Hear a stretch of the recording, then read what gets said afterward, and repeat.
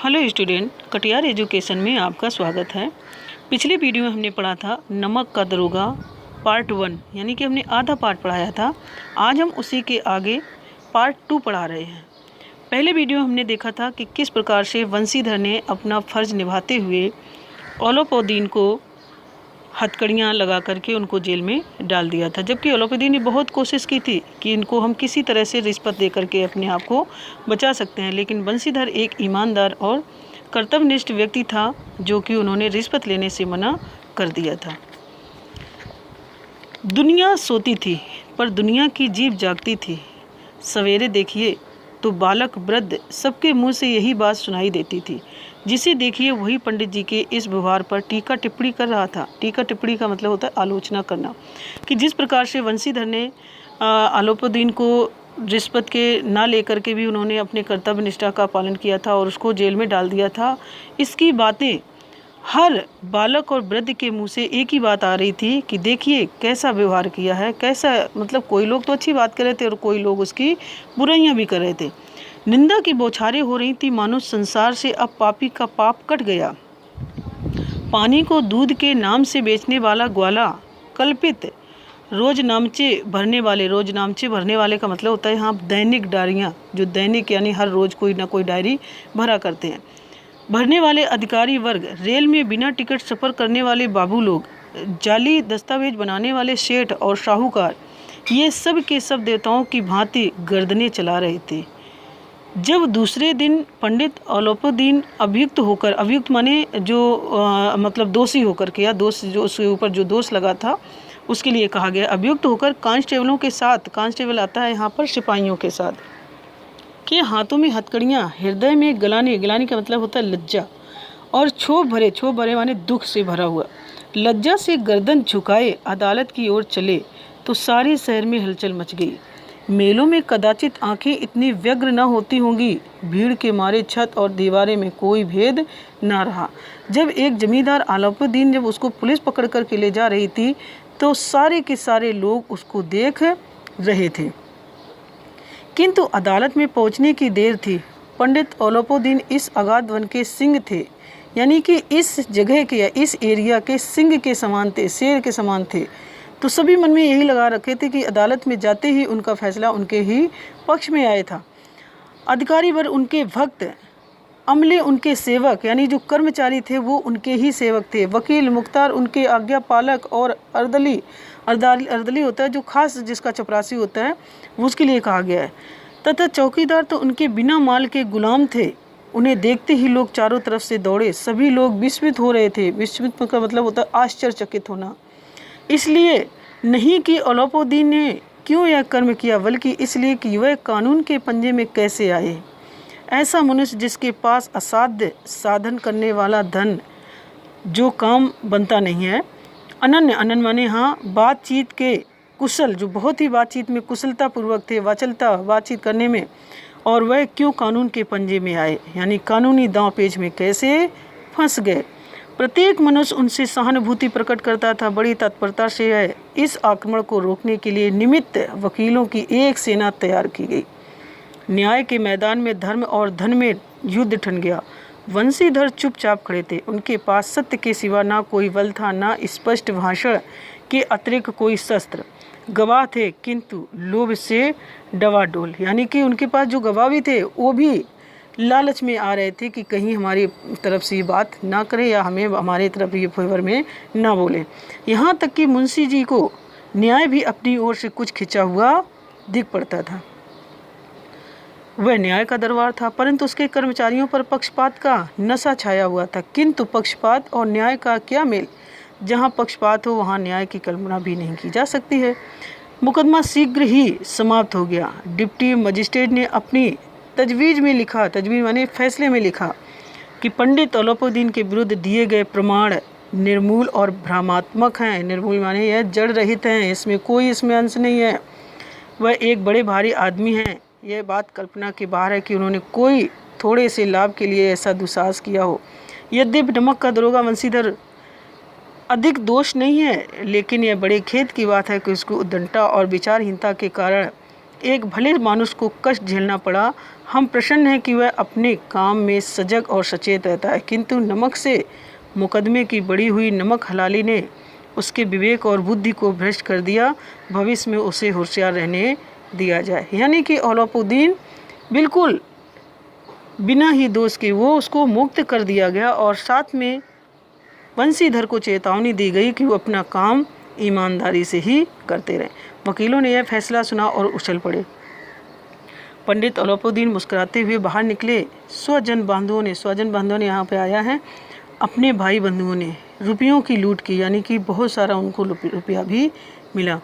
उदारता का सागर उमड़ पड़ा। उसकी लहरों ने अदालत की नींव तक हिला दी। यानी कि औलौपुद्दीन तो पैसे वाला था, जमींदार था, और उस पैसे के बल पर वो बिल्कुल किसी भी कार्य से दोष मुक्त हो गया।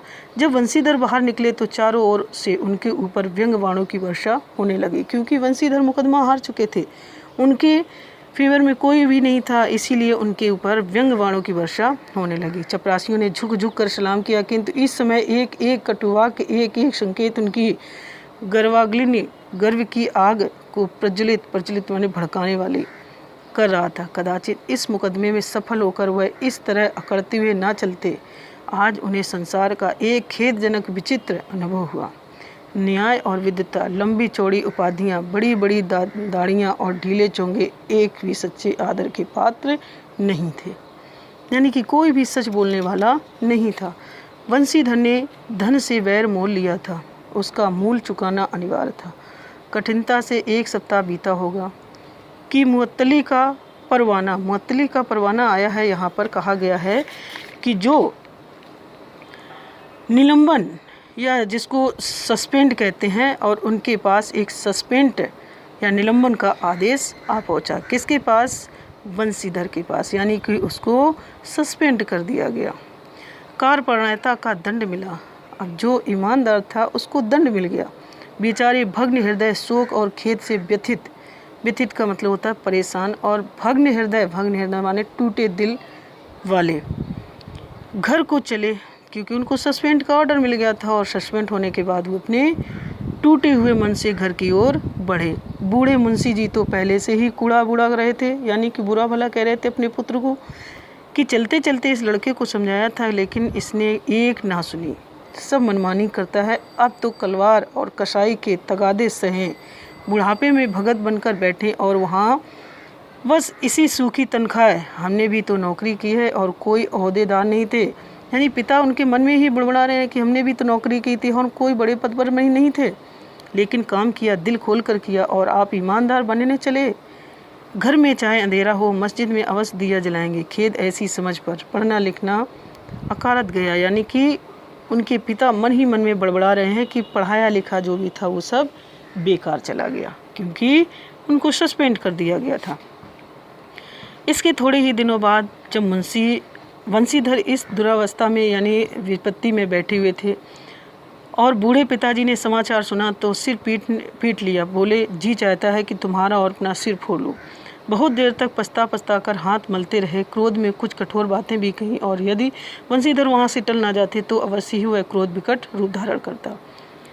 वृद्धा माता को भी दुख हुआ। जगन्नाथ और रामेश्वर यात्रा की कामनाएं मिट्टी में मिल गईं। पत्नी ने भी तो कई दिनों तक उनसे सीधे मुँह बात तक नहीं की। जैसा कि हर सब घर में ही होता है कि जब कोई अच्छा कार्य करते हैं तो सब साथ होते हैं, और थोड़ा सा अगर बुरा हो जाता है तो उनका सब लोग मुँह मोड़ देते हैं। इसी प्रकार 1 सप्ताह बीत गया। संध्या का समय था। बूढ़े मुंशी जी बैठे राम नाम की माला जप रहे थे। उसी समय उनके द्वार पर सजा हुआ रथ आकर रुका। हरे और गुलाबी पर्दे, पछैये बैलों की जोड़ी। पछैये माने है एक जाति होती है, नस्ली कोई बैल होते हैं जो पछैये नस्ली कहे जाते हैं। उनकी गर्दनों में नीले धागे, सींगे पीतल से जड़ी हुई। कई नौकर लाठियां कंधों पर रखे साथ थे। मुंशी जी अंगवानी को दौड़े, यानी कि उनके स्वागत के लिए दौड़े। देखा तो पंडित औलौपुद्दीन हैं। झुककर दंडवत का है यहाँ पर जमीन पर लेट करके, यानी प्रणाम करना। लल्लो चप्पू आ गया है, खुशामद करना की बातें करने लगे। हमारा भाग्य उदय हुआ जो आपके चरण इस द्वार पर आए। आप हमारे पूज्य देवता हैं, आपको कौन सा मुँह दिखावे। मुँह में तो कालिक लगी हुई है, किंतु क्या करें, लड़का अभागा कपूत है, नहीं तो आपसे क्यों मुँह छुपाना पड़ता। ईश्वर निसंतान चाहे रखे, पर ऐसी संतान ना दे। यानी कि वंशीधर के पिता ने अपने पुत्र को एक कपूत के भांति उसको लताड़ते हुए अलाउद्दीन से कहने लगे कि मैं निसंतान ही रहता, लेकिन ऐसी संतान मुझे न देती। अलाउद्दीन ने कहा, नहीं भाई, ऐसा ना कहिए। मुंशी जी ने चकित होकर कहा, ऐसी संतान को और क्या कहूँ। अलाउद्दीन ने वात्सल्यपूर्ण स्वर में कहा, कुल तिलक और पुरुषों की कीर्ति उज्जवल करने वाले संसार में ऐसे कितने धर्मपरायण मनुष्य हैं जो धर्म पर अपना सब कुछ अर्पण कर सके। पंडित अलाउद्दीन ने वंशीधर से कहा, दरोगा जी, इसे खुशामद न समझिए। खुशामद करने के लिए मुझे इतना कष्ट उठाने की जरूरत न थी। उस रात को आपने अपने अधिकार बल से मुझे अपनी हिरासत में लिया था, किंतु आज मैं स्वेच्छा से आपकी हिरासत में हूँ। मैंने हजारों रईस और अमीर देखे, हजारों उच्च पदाधिकारियों से काम पड़ा, किंतु मुझे परास्त किया तो आपने। मैंने आपको अपना और अपने धन का गुलाम बनाकर छोड़ दिया। मुझे आज्ञा दीजिए कि आपसे कुछ विनय करूं। यानी कि अलाउद्दीन भी मुंशी वंशीधर से विनम्रतापूर्वक बातें करने लगे। वंशीधर ने अलाउद्दीन को बात आते देखा तो उठकर सत्कार किया, किंतु स्वाभिमान सहित समझ गए कि ये महाशय मुझे लज्जित करने और जलाने आए हैं। क्षमा प्रार्थना कर चेष्टा नहीं की, वरन उन्हें अपने पिता के यह ठकुर सुहाती की बात असह्य सी प्रतीत हुई। पर पंडित जी की बातें सुनी तो मन का जो मैल था वो मिट गया। पंडित जी की ओर उड़ती हुई दृष्टि से देखा, सद्भाव झलक रहा था। गर्व ने जब लज्जा के सामने सिर झुका दिया, शर्माते हुए बोले, यह आपकी उदारता है पंडित जी, जो ऐसा कहते हैं। मुझसे जो कुछ अभिनय हुई उसे क्षमा कीजिए। मैं धर्म की बेड़ी में जकड़ा हुआ हूँ, नहीं तो वैसे मैं आपका दास हूँ। जो आज्ञा होगी वह मेरे सिर माथे पर। अलाउद्दीन ने विनीत भाव से कहा, नदी तट पर आपने मेरी प्रार्थना नहीं स्वीकार की थी, किंतु आज स्वीकार करनी पड़ेगी। यानी कि उनको विनम्र भाव से, वंशीधर को उन्होंने प्रार्थना भाव से उनसे कुछ स्वीकार करने की बात कही। वंशीधर बोले, मैं किस योग हूँ, किंतु जो कुछ सेवा मुझसे हो सकती है उसमें त्रुटि ना होगी। अलाउद्दीन ने एक स्टाम्प लगा हुआ पत्र निकाला और उसे वंशीधर के सामने रखकर बोले, इस पद को स्वीकार कीजिए और अपने हस्ताक्षर कर दीजिए। मैं ब्राह्मण हूँ, जब तक यह सवाल पूरा ना कीजिएगा द्वार से ना हटूंगा। यानी कि अलाउद्दीन ने वंशीधर को कुछ एक पत्र दिया था जिसमें उन्होंने उसको स्वीकार करने के लिए कहा था। मुंशी वंशीधर ने इस कागज को पढ़ा तो कृतज्ञता से आंखों से आंसू भर आए। पंडित अलाउद्दीन ने उनको अपनी सारी जायदाद का स्थायी मैनेजर नियुक्त किया था। ये 1000 वार्षिक और 6000 वार्षिक वेतन के अतिरिक्त रोजाना खर्च अलग, सवारी के लिए घोड़े रहने के बंगला, नौकर चाकर मुफ्त। कंपित स्वर में बोले, पंडित जी, मुझ में इतनी सामर्थ्य नहीं है कि आपकी उदारता की प्रशंसा कर सकूं, किंतु मैं इसे उच्च पद के योग्य नहीं हूँ। यानी कि उन्होंने इतने बड़े उच्च पद को लेने से मना कर दिया। अलाउद्दीन हंसकर बोले, मुझे इस समय एक अयोग्य मनुष्य की ही जरूरत है।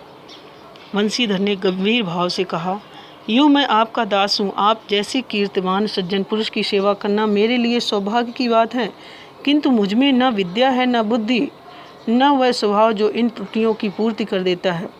ऐसे महान कार्य के लिए मैं इस मरमन अनुभवी मनुष्य की जरूरत कैसे है। अलाउद्दीन ने कलमदान से कलम निकाली। कलमदान होता है जिसमें हम पेन या पेंसिल रखते हैं, और उसे वंशीधर के हाथ में देकर बोले, ना मुझे विद्वता की चाह है, ना अनुभव की, ना मर्मज्ञता की, ना कार्य कुशलता की। इन गुणों के महत्व का परिचय खूब पा चुका हूँ। अब सौभाग्य और शुभ अवसर ने मुझे वह मोती दे दिया है जिसके सामने योग्यता और विद्वता की चमक फीकी पड़ जाती है। और यह कलम लीजिए, अधिक सोच विचार न कीजिए, दस्तखत कर दीजिए। परमात्मा से यही प्रार्थना है कि वह आपको सदैव वही नदी के किनारे वाला बेमुरवत, उद्दंड, कठोर परंतु धर्मनिष्ठ दरोगा बनाए रखे। वंशीधर की आंखें डबडबा आईं। हृदय के संकुचित पात्र में उतना एहसान ना समा सका। एक बार फिर पंडित जी की ओर भक्ति और श्रद्धा की दृष्टि से देखा और कांपते हुए हाथ से मैनेजरी के कागज पर हस्ताक्षर कर दिए। अलाउद्दीन ने प्रफुल्लित होकर उन्हें गले लगा लिया। यानी कि अलाउद्दीन ने अपनी सारी जायदाद का मैनेजर बना दिया और वंशीधर ने उसको स्वीकार भी कर लिया, जिसको देख करके अलाउद्दीन भी बहुत ही खुश हुए। धन्यवाद।